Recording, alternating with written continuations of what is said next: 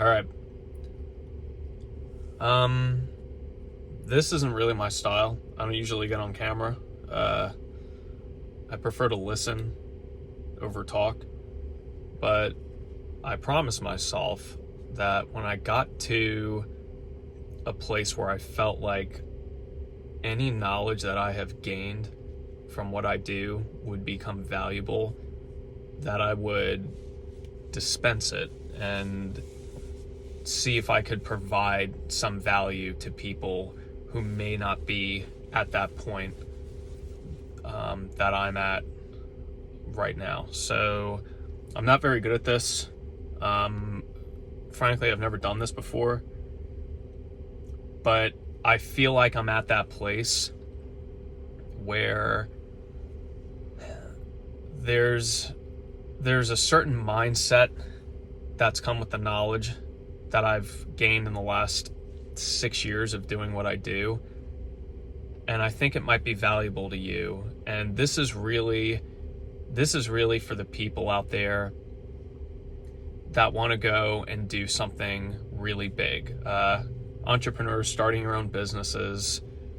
This is really for you. And this applies to anything that you do in life. It doesn't have to be starting a business. So you can get a lot of takeaway and apply that to other things. It doesn't have to be starting a business uniquely. But I want to share it with you, and if you want to watch it. I think it would be helpful to some people, and I kind of wish that there were more, or that there was more content like this available when I was getting started. So if I kind of rewind to what I would have wanted to see, that something like this would have been it. It would have helped. So just to kind of level with you guys here. I'm just sitting here. I'm getting ready to go into the gym. But if you are planning on starting your own business or starting a big career, maybe getting a new job, making a big move in any category,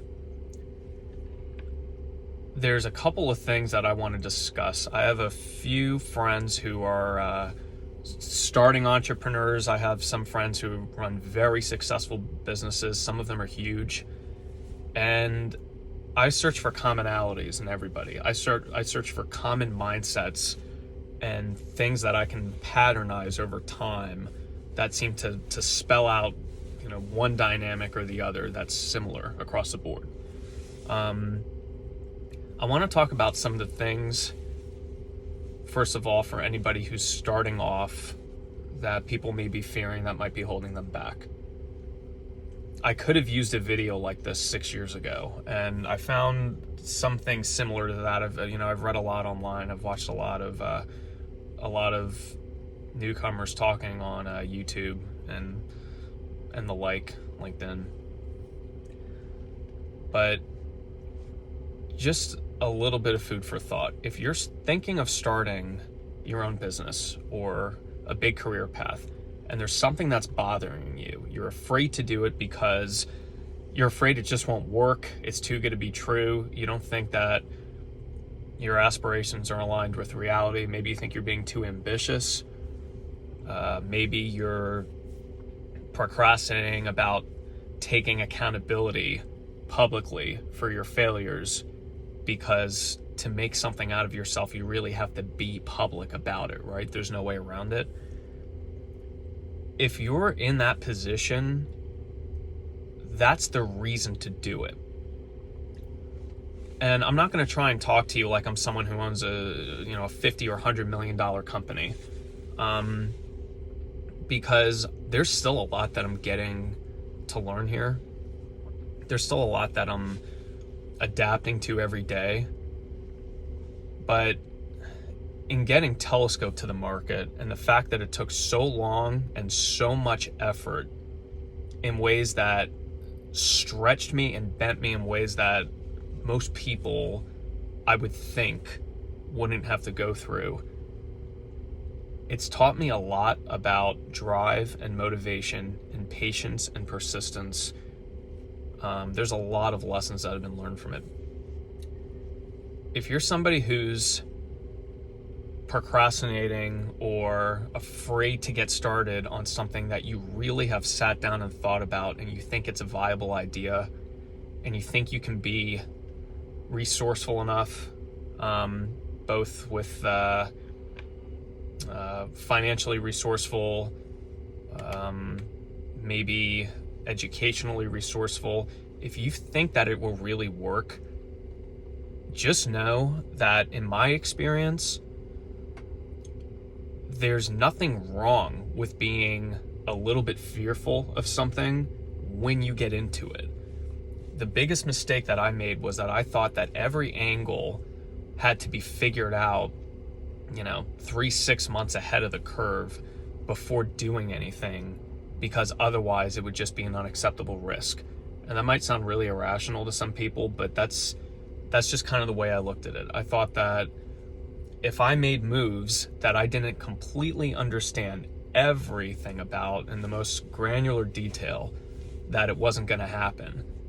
And I've learned that that's anything but realistic.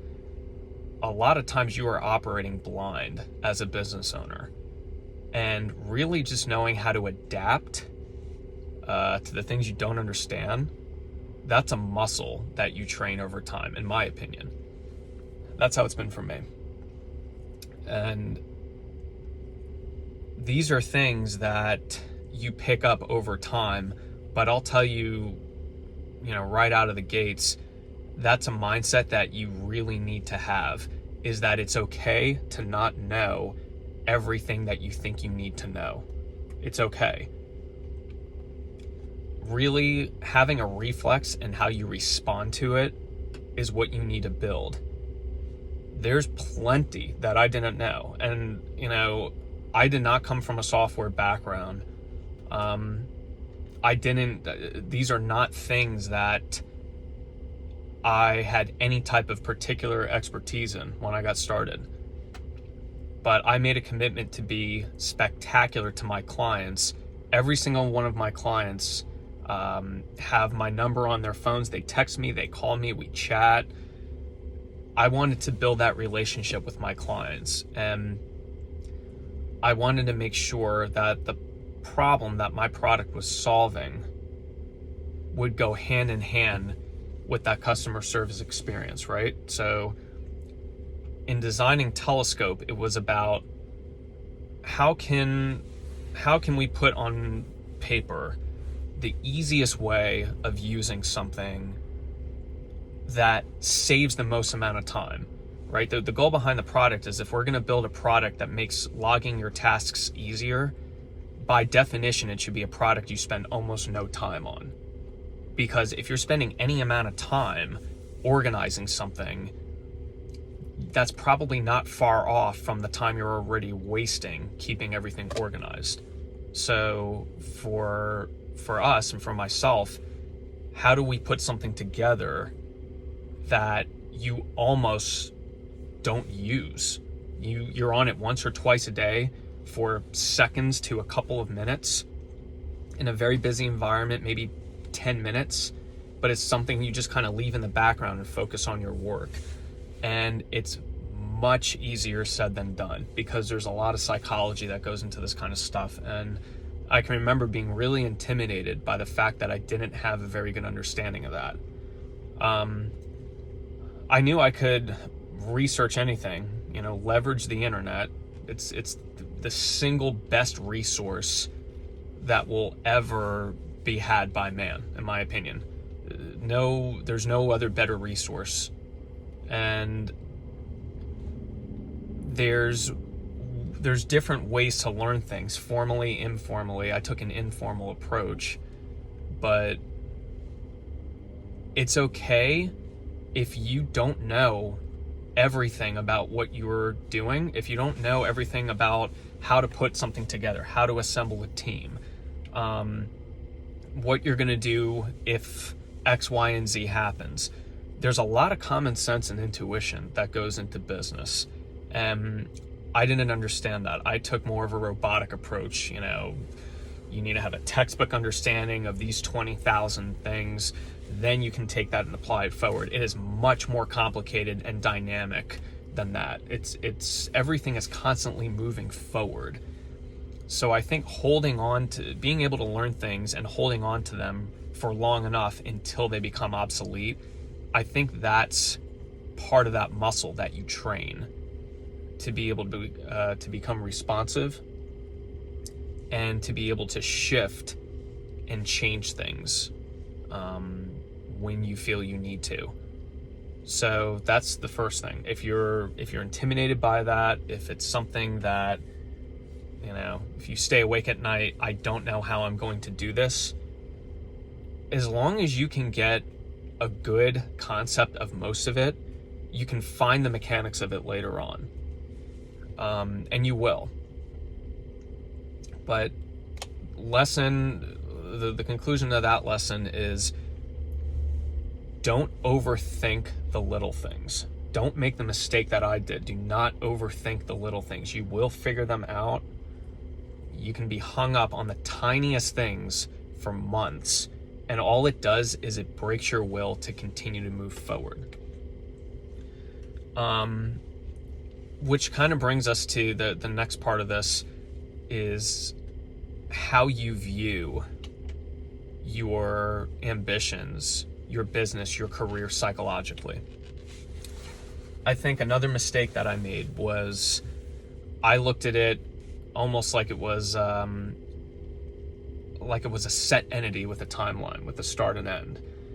And I've learned to look at it more as a consistently evolving experiment.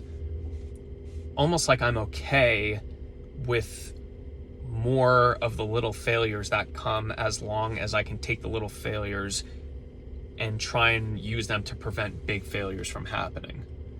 And if we talk about failure is everywhere on that subject. It's something that happens every day, and how realistic you are about your tolerance to the type of failures that you make, I think is what will help you adjust your attitude and your perspective on what failure is. For example, if we take something extremely unrealistic, that's not even physically possible, and I tell you guys that in the next 5 seconds, I want to become a billionaire or I will have failed. Okay, I just failed. I failed to become a billionaire in 5 seconds. Now, is that something I failed to do? Yes. Was it realistic? Of course not. So, by taking a very extreme, gross example like that, you look at your failures, you learn to look at your failures as, these are things that I'm going to do that are going to make me learn along the way. The only thing that I've learned that you can really fail at, a true failure, is entirely up to you, and that's stopping. If you stop, if you quit, if you throw in the towel, that is a failure, in my opinion. That's something that you chose to do, and that is a be-all, end-all stop if you say you're not going to do something anymore and you never look back. To me, that's a failure.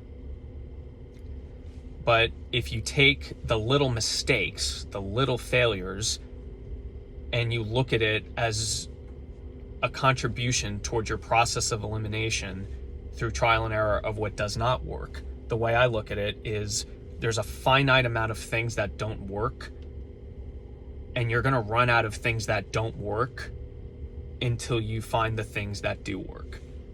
How resourceful and mindful you are of the world around you and how you view it and how you study it is what's going to determine if you're going to go through a lot of things that don't work or less things that don't work.